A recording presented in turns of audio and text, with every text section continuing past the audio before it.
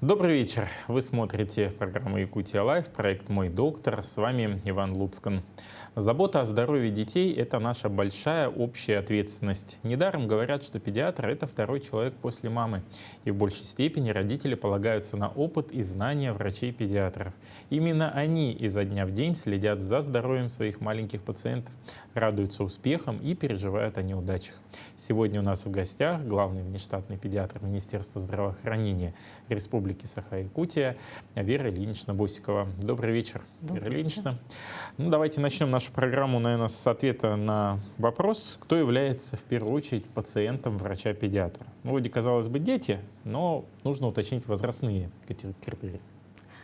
Во-первых, мне бы хотелось сказать, что здоровью подрастающего поколения особое внимание уделяется и государством, и органами здравоохранения. И, как говорится, здоровый ребенок — это здоровая нация. Но врач-педиатр, его контингент — это дети с момента рождения до 17 лет включительно. То есть мы ведем наших детей до перевода их во взрослую систему к терапевтам. Соответственно, врачи-неонатологи, они помогают рождению ребенка, встречают новорожденного ребенка и ведут его в отделение родовспомогательного учреждения, и потом выписывают и передают на руки врачам-педиатрам. Ну, Якутия всегда отличается от других субъектов Российской Федерации, во-первых, своей территорией, национальными особенностями, ну и понятно, что климато-географическими условиями здесь проживания. Есть ли какая-то тенденция по развитию каких-то определенных заболеваний на территории Якутии? Если она есть, то какие это заболевания? Да, действительно, конечно. Наш регион, он самый большой регион в нашей стране и обладает, конечно, своими территориальными, региональными особенностями. Особенности это касается климата, географического характеристики нашего региона. Летом у нас жара до плюс 40, и зимой у нас доходит до минус 60, а в некоторых районах и свыше 60 градусов. Поэтому, конечно, это накладывает большой вклад в структуру заболеваемости детского возраста.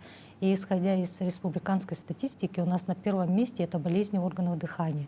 На втором месте болезни органов пищеварения, на третьем месте болезни глаза, придаточного аппарата, и на четвертом месте болезни костно-мышечной системы у детей. Но среди заболеваний органов дыхания более 60% занимает острые воспалительные заболевания как верхних, так и нижних дыхательных путей. То есть это у нас острые фарингиты, ларингиты, танзелиты, в том числе острые бронхиты. И, к сожалению, хочется отметить, в последнее время у нас растет количество острых пневмоний у детишек. И все это накладывает, конечно, большую свою особенность территориальную, потому что у нас больше 8 месяцев, около 9 месяцев дети находятся в домашних условиях. И, конечно, с 2020 года у нас пандемия, дети сидели на дистанционном обучении, были изолированы в своих домах, и не было физической активности, и дистанционное обучение тоже накладывает свои особенности. Да, свои особенности, поэтому это надо учитывать, что для детей необходимо, конечно же, свежий воздух, инсоляция соответствующая и физическая активность. О чем стоит в первую очередь побеспокоиться молодым родителям? Вот в каком случае необходимо обратиться к врачу, а где-то можно и прибегнуть к советам из интернета?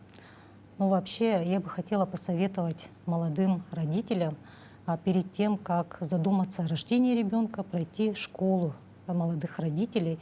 Эти школы у нас проходят в женских консультациях, в детских поликлиниках и в центрах планирования семьи, где вас обучат специалисты, как себя вести в процессе беременности женщине, молодой мамочке, и как в процессе рождения ребенка, и как ухаживать правильно за новорожденным ребенком.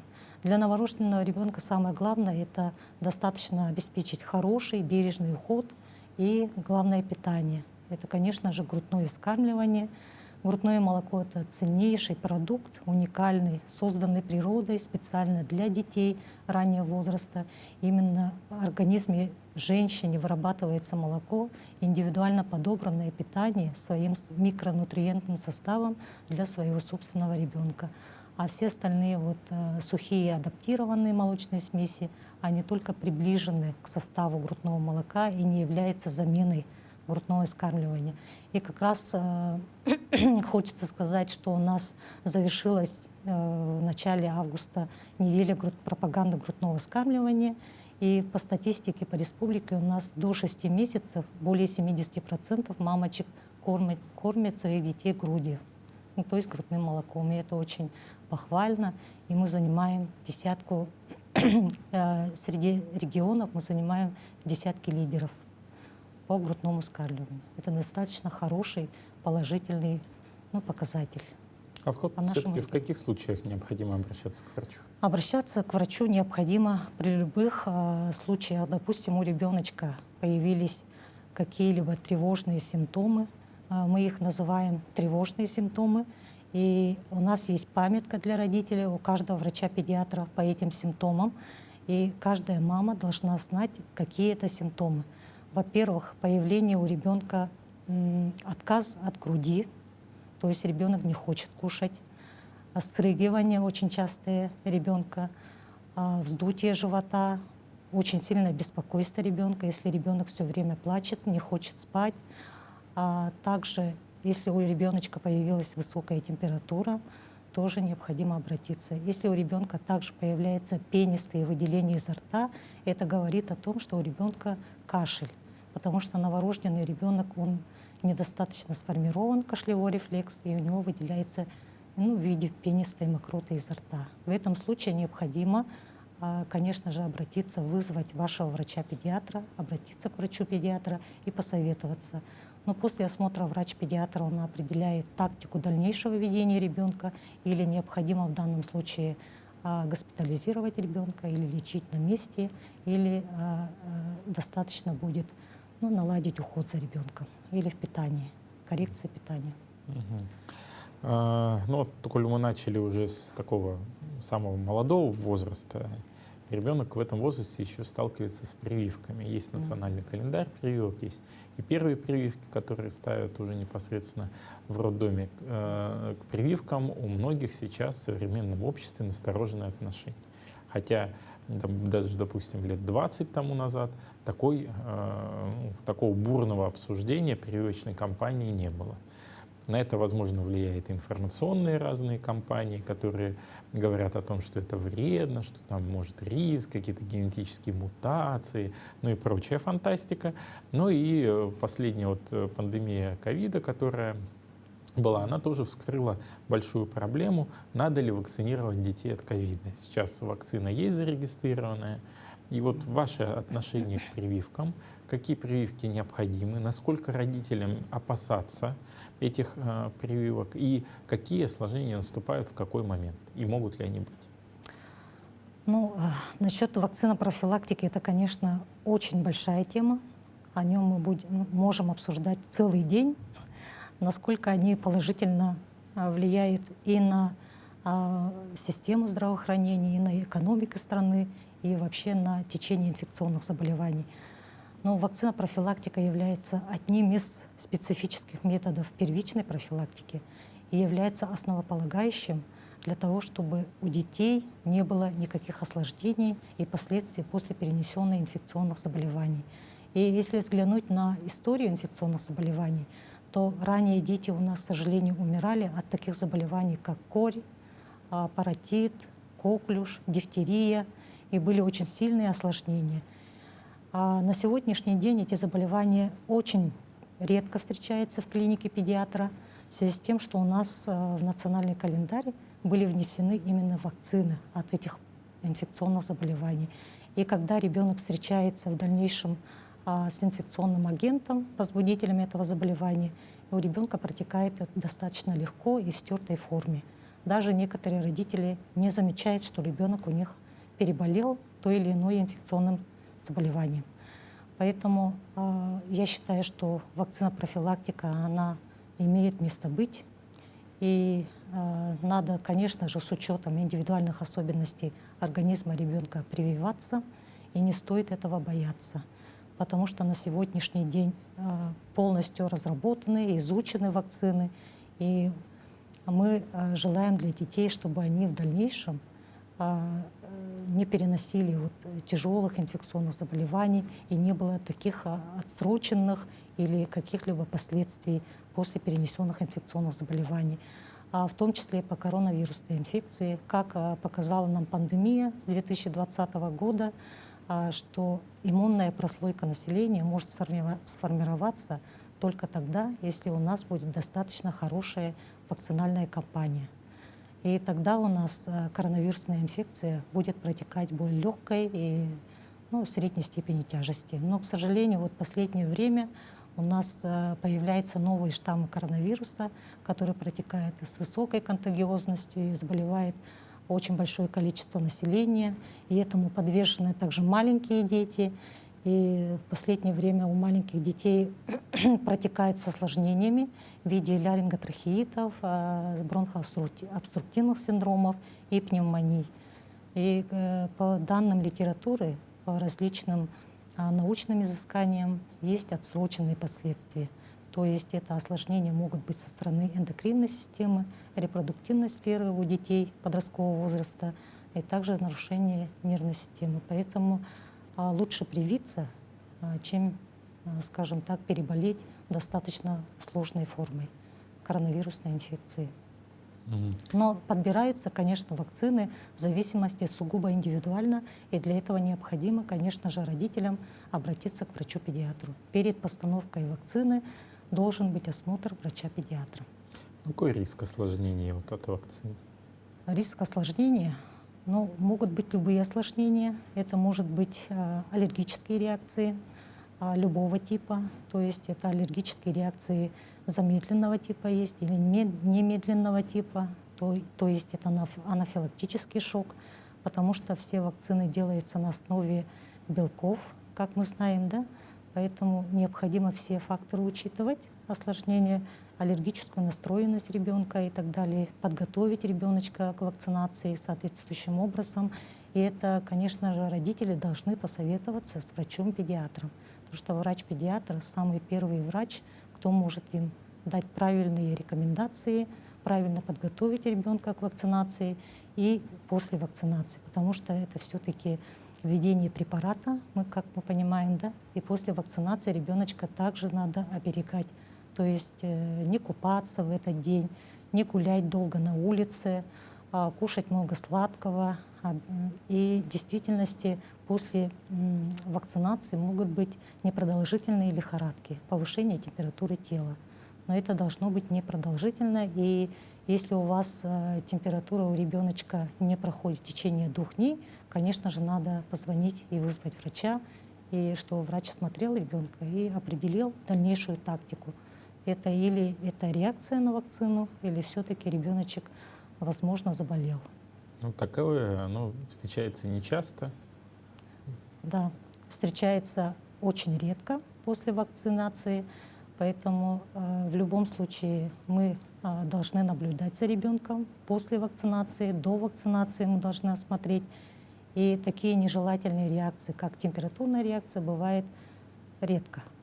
Бывает температура 37, субфебрильная 37,5, 37,2, но это непродолжительного характера. Если 38 и выше, то, конечно, стоит вызвать и обратиться к врачу-педиатру. Как известно, есть программа развития детского здравоохранения. Что в рамках этой программы осуществляет Министерство здравоохранения? Да. В 2019 году у нас была утверждена наша региональная программа в рамках нацпроекта здравоохранения.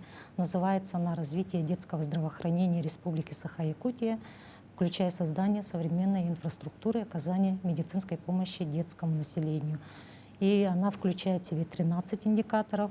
Основным целевым индикатором является снижение детской и младенческой смертности и снижение заболеваемости среди детского населения. И включает 5 основных мероприятий. Во-первых, это оснащение, дооснащение детских поликлинических отделений современным медицинским оборудованием, чтобы привести в соответствие с федеральными нормативами, порядком, утвержденным Минздравом России, и принятие организационно-планировочных решений в этих детских поликлинических отделениях для того, чтобы для комфортного пребывания и детишек, и их родителей. Также это касается детей с ограниченными возможностями здоровья, для их комфортного пребывания, ожидания, консультаций специалистов и так далее. Во-вторых, это повышение охвата профилактическими медицинскими осмотрами несовершеннолетних до 95% от всего населения. А в-третьих, повышение охвата профилактическими медицинскими осмотрами детей подросткового возраста 15-17 лет. Каждый ребенок подросткового возраста, будь то девочка и мальчик, должны быть осмотрены детским гинекологом и детским врачом-урологом-андрологом. В-четвертых, это у нас повышение охвата диспансерным наблюдением детей, у которых впервые выявлены заболевания. Это по 5 нозологиям: болезни системы кровообращения, болезни органов пищеварения, болезни эндокринной системы, костно-мышечной системы и болезни глаза. В целях коррекции дальнейшего течения заболевания и, конечно же, профилактики ранней инвалидизации. И последнее у нас мероприятие — это обучение наших медицинских работников, повышение их квалификации по навыкам неотложной медицинской помощи. То есть мы обучаем наших врачей-акушер-гинекологов, анестезиологов-реаниматологов, врачей-педиатров и неонатологов в симуляционных федеральных центрах. И в настоящее время обучено более 180 специалистов. И это очень важно, потому что в районах у нас, допустим, один врач-анестезиолог. Он оказывает медицинскую неотложную экстренную помощь как взрослому, так и детскому населению. Поэтому данный врач должен обладать навыками оказания медицинской неотложной помощи маленьким детям, особенно что касается детей раннего возраста. Вот как раз вы затронули в теме диспансерное наблюдение. Многие слышат о диспансеризации взрослого населения с 18 лет, но как-то так краем уха о том, что вот проходит диспансеризация у детей. Но ведь на самом деле эта диспансеризация намного по возрастам чаще проходит, и объем исследований намного больше, чем у взрослых. Вот об этом поподробнее. В какие сроки может ребенок вместе с родителями подойти и пройти на обследование, и какое обследование туда будет включено? Профилактические медицинские осмотры, они называются так. Профилактические медицинские осмотры несовершеннолетних. У нас утвержден порядок Минздравом России приказом номером 514. И в данном приказе учтены все возрастные категории. То есть ребеночек у нас должен проходить с момента рождения каждый год консультацию тех или иных узких специалистов, осмотр врача-педиатра и клинико-лабораторные исследования. Допустим, от каждой возрастной категории зависит тот или иной перечень, куда входят, допустим, специалисты. В один год у ребенка очень большой перечень, например, да? Это у нас входит туда 7 специалистов, узких врачей, включая детского психиатра, и клинико-лабораторные исследования. Это клинические анализы крови, мочи, биохимические параметры, ультразвуковое исследование брюшной полости, сердца, органов репродуктивной системы, щитовидной железы, тазобедренного сустава, что касается маленьких детей, и нейросонограмма. Поэтому и достаточно большой перечень возрастной категории 6 лет, это перед школой, и большой перечень в подростковом возрасте 15-17 лет. Поэтому родителям необходимо проходить все профилактические осмотры детей для того, чтобы мы, врачи, выявили все патологические процессы, поставили ребенку группу риска, если мы выявили, и отправили ребенка на второй этап обследования. Это у нас более узконаправленное, специализированное исследование и дальнейшее обследование ребенка в детском поликлиническом отделении или в других поликлинических отделениях, допустим, в Республиканской больнице номер 1. Также надо учитывать тот фактор, это все скрининговое исследование, первый этап профилактических медицинских осмотров. Они специально разработаны по каждой возрастной категории для того, чтобы мы успели выявить своевременно ранние патологические отклонения в целях их коррекции, дальнейшего лечения и реабилитации маленьких детишек, чтобы не было ранней инвалидизации и хронизации этих заболеваний. Вот в этом плане я бы хотела напомнить родителям все-таки быть ответственными в отношении своих детей, приводить их в детские поликлинические отделения, специальные профилактические отделения есть у нас в детских поликлиниках, организованные для проведения профосмотров. А также дети школьного, дошкольного возраста проходят это организованно на базе детских садиков и на базе школ. То есть у нас поликлиническими отделениями организуются выездные бригады, и врачи-специалисты выезжают в детские садики, школы и проводят медицинский осмотр.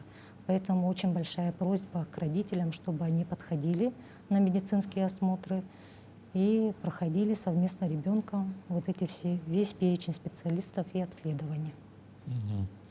Вопрос от телезрителя. Мой крик души. Объясните моим подругам, что это нормально, когда врач приезжает на вызов к ребенку с температурой и не назначает антибиотики. Просит давать обильное питье, обтирать прохладным полотенцем. Это ведь здоровая практика.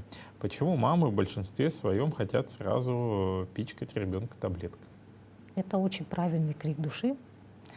На самом деле мы, педиатры, в нашей практике мы к назначению препаратов относимся и подходим рационально, потому что мы же все знаем, что антибиотики — это не первый выбор для лечения ребеночка.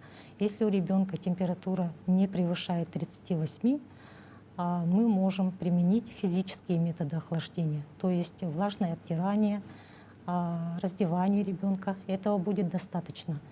И, конечно же, вы вызываете врача или обращаетесь к врачу-педиатру, и врач-педиатр после осмотра ребеночка определяет, вирусная инфекция у ребенка протекает или все-таки бактериальная. И с учетом дифференциального подхода мы назначаем лечение. Но насчет антибактериальной терапии я бы хотела сказать, что антибиотики, они всегда в детской практике широкого спектра действия, то есть они на своем пути, если проще рассказывать, они убивают те патологические микробы, да, микроорганизмы, но и нормальную микрофлору человека. Поэтому процесс после антибактериальной терапии, процесс восстановления, он достаточно длительный. Поэтому надо эти факторы все учитывать. Также в последнее время у нас по литературным данным, по научным изысканиям очень большая резистентность у микроорганизмов, то есть они не чувствительны ни к одному антибиотику. Поэтому с учетом этого мы очень рационально к этому подходим, и на первой линейке мы не выбираем антибиотики. Поэтому родители к этому должны быть тоже подготовлены в плане этого. И, конечно же, врач сам должен определить, насколько инфекционное заболевание требует назначения антибактериальной терапии или не требует. Поэтому надо, во-первых, слушать рекомендации врача и исполнять рекомендации врача. Это насчет мам. Ну вот еще один вопрос, весьма интересный. Очень часто бабушки и родители кормят детей очень много и очень вкусно. Ну вот это притча во языцах, бабушкины пирожки. Я приехал к бабушке, да, она меня сразу откормила. Должны ли быть щечки пухленькие у ребенка лет 10? И как следить за массой тела у своего ребенка? Ну, конечно, каждая бабушка, каждая мама хочет кормить своего ребеночка вкусными, сладкими выпечками. Я это понимаю. Но надо всегда исходить из того, что у ребенка питание должно быть сбалансировано. То есть в нем должны быть и легко усвояемые углеводы, то есть это наши сладости, белки и жиры в достаточном количестве. Белки мы должны получать как растительного, так и белкового происхождения. Поэтому в любом случае нужен баланс. То есть не перекармливать ребенка. Если ребенок хочет кушать, мы, конечно, должны наладить его рацион питания, режим питания, достаточный сон. И в режиме питания, конечно, мы должны кормить его 5 раз, из них 3 раза — это горячее питание. Мы об этом не должны забывать, что ребенок должен получать горячую пищу. И все время закармливать ребенка сладкими выпечками мы не должны. Там должно быть достаточное количество, как я говорила выше, и жира, и белка. И, соответственно, ребенок должен получать тот микронутриентный состав из пищевых продуктов, который будет достаточен для его развития, ну и роста ребенка. И для того, чтобы определить, он находится ли в группе риска ребенок, для этого подсчитывает индекс массы тела. И этот расчет проводится как раз-таки при проведении профилактических медицинских осмотров. Врач-педиатр оценивает все это, и по шкале градации он определяет, к какому группе риска ребенок находится. Или недостаточного питания, или избыточного питания. И от этого можно для каждого ребенка подобрать индивидуальную диету. Ну вот у нас весна-осень всегда стабильный подъем острых респираторных вирусных инфекций. Какой ваш совет? Стоит ли, допустим, закаливать организм ребенка? Да, у нас, к сожалению, мы относимся к тем регионам, в которых каждое межсезонье у нас подъем острых респираторных заболеваний, в том числе и вирусных инфекций, в том числе и коронавирусной инфекции. Поэтому, конечно, профилактировать ребенка необходимо. Как я выше говорила, есть методы специфической профилактики, это вакцинопрофилактика, есть и методы неспецифической профилактики, к которыми относятся вот как раз-таки оздоровительные мероприятия в виде закаливания, в виде каких-то лечебной физкультуры и так далее. Закаливание, я отношусь к методам закаливания достаточно положительно, но должен быть в методе постепенность. Обязательно мы должны переходить к закаливанию постепенно. Не обязательно обливать полностью ребенка холодной водой, сразу начинать. То есть в каждом случае должна быть постепенность. То есть мы должны начинать, например, с каких-то частей тела. Ручки обливать, ножки обливать можно, да, водой комнатной температуры. Это не должна быть вода какая-то холодная из проруби и так далее. И закаливание лучше начинать в летний период, когда ребенок может босиком пройтись по лужайке, по песку возле речки или моря. Все на ваш выбор. Поэтому перед тем, как закаливать, конечно же, надо учесть все факторы риска, то есть обратиться к врачу-педиатру, пройти тот самый профилактические медицинские осмотры, чтобы определить, есть ли у ребенка какие-либо риски патологического процесса, то, конечно, к закаливанию лучше не тот метод. К закаливанию не переходить. Это все сугубо индивидуально, и поэтому родителям лучше обратиться к врачу-педиатру и принять рекомендации врача. Но в части неспецифической профилактики и так далее. Ну, вот сейчас очень модно говорить про витамины. Сейчас уже там ленивый и во взрослом состоянии. Этот витамин D уже тоже везде и всюду звучит. Все-таки подход к витаминотерапии, насколько он должен быть обоснованный, какие витамины необходимо принимать, чтобы не переборщить и, наоборот, не создать угрозу здоровью ребенку. Да, совершенно правильно сказали, что гипервитаминоз, переизбыток витаминов — это очень сложный процесс, это сложное заболевание, и процесс излечения от переизбытка витаминов — это долгий процесс. Поэтому лучше не переборщить с витаминами, и, конечно, к витаминам должен быть свой подход, и, конечно, сугубо индивидуальный. Мы витамины должны принимать с пищевыми продуктами больше.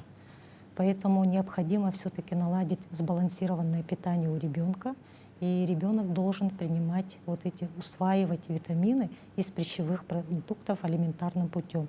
Если, я понимаю, что у нас регион северный, не хватает тех или иных витаминов, особенно витамина D, это всеми известный фактор, поэтому в любом случае можно витамины принимать, но в умеренных количествах и курсами. То есть не целый год подряд, а какими-то курсами. 1-2 месяца в течение года, 2-3 курса этого достаточно.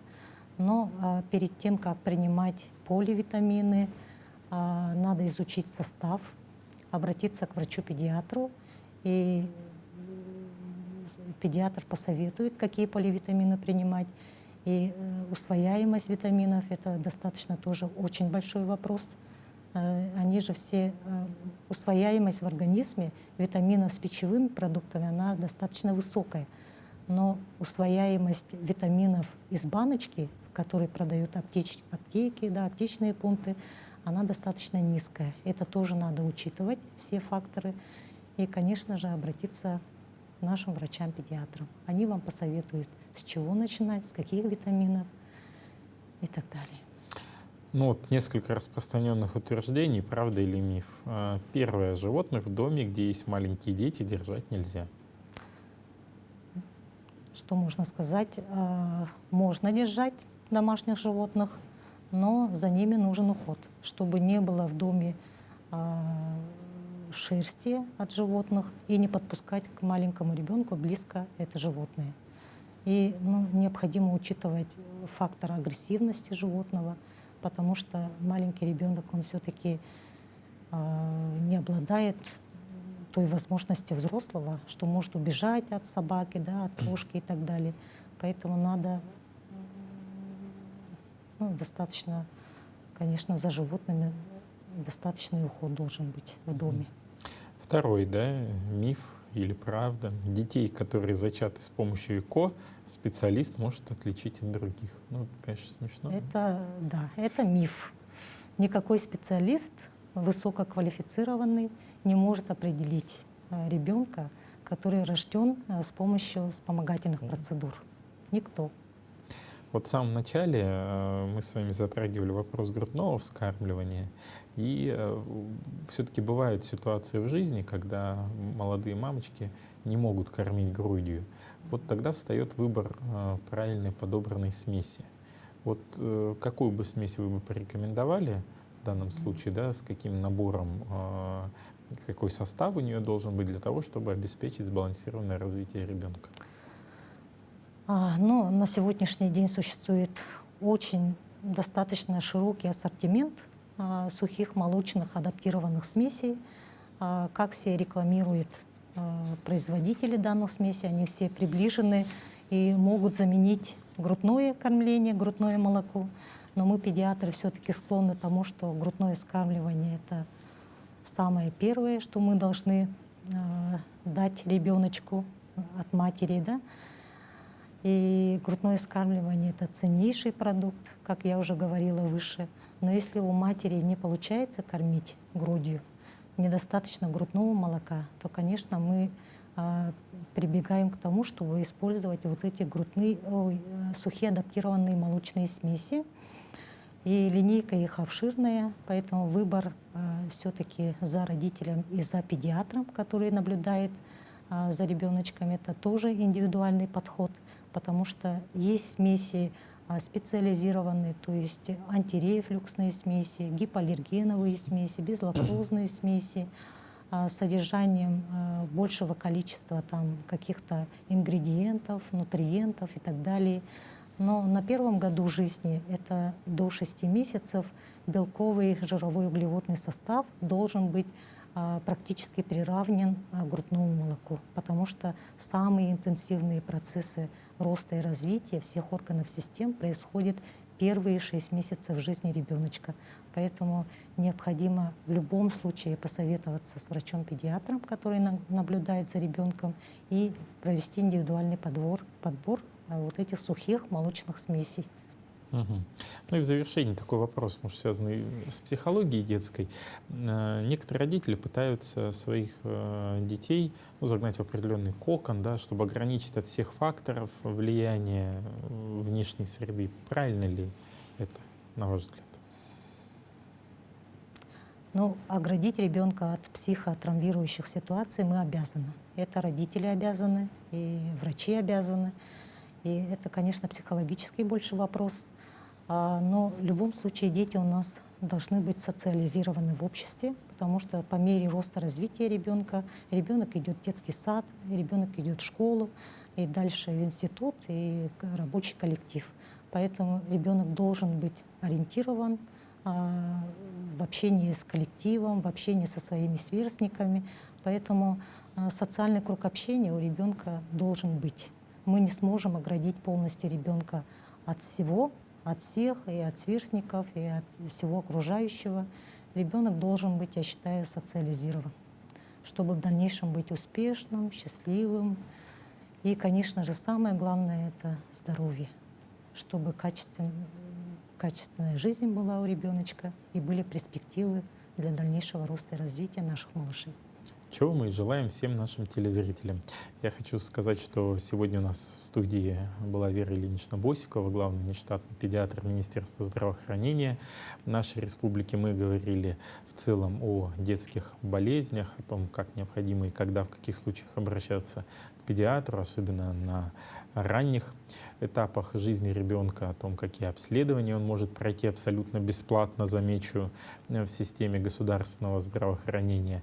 Поэтому, если вдруг вы пропустили наш выпуск, вы можете посмотреть в социальных сетях и подчеркнуть для себя что-то новое. На этом выпуск программы «Якутия Лайф. Мой доктор» подошел к концу. Меня зовут Иван Луцкан. Хочу пожелать всем хорошего настроения, ну и, конечно же, здоровья. Будьте счастливы. До свидания. До свидания.